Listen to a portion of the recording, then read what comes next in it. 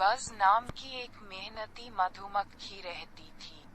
बज घास के मैदान में सबसे खूबसूरत फूलों से रस इकट्ठा करने के लिए अपनी कड़ी मेहनत और समर्पण के लिए जाने जाते थे।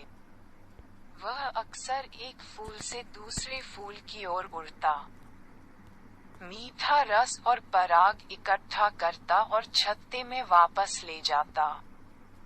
एक धूप वाले दिन, जब बज घास के मैदान के चारों ओर घूम रहा था, उसने ऊपर एक हेलीकॉप्टर को उड़ते हुए देखा।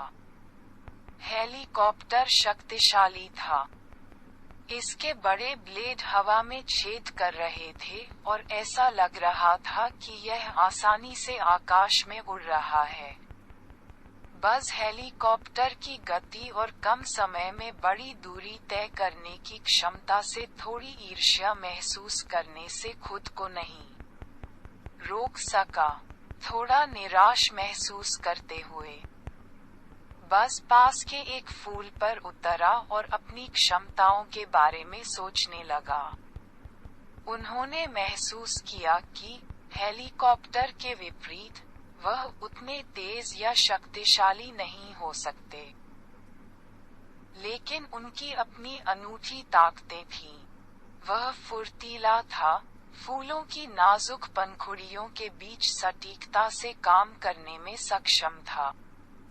वह पारिस्थितिकी तंत्र के लिए भी आवश्यक था, क्योंकि उसके परागण प्रयासों से फूलों को खिलने और अमृत का उत्पादन करने में मदद मिली, जिसे उन्होंने और उनके साथी मधुमक्खियों ने एकत्र किया था।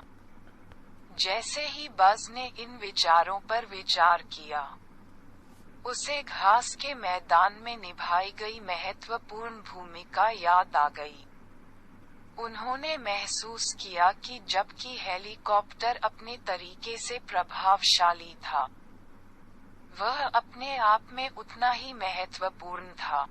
हो सकता है कि वह उतना बड़ा या तेज न हो, लेकिन घास के मैदान में उसका योगदान अमूल्य था।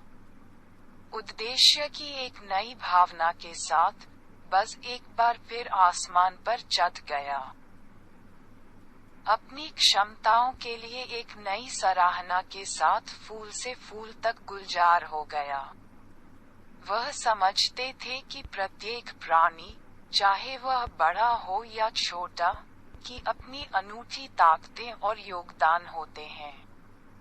उस दिन से, बज ने अब अपनी तुलना हेलीकॉप्टर से नहीं की, बल्कि घास के मैदान के एक महत्वपूर्ण सदस्य के रूप में अपनी भूमिका निभाई, ये जानते हुए कि वह अपने विशेष तरीके से किसी भी अन्य प्राणी के समान ही महत्वपूर्ण था।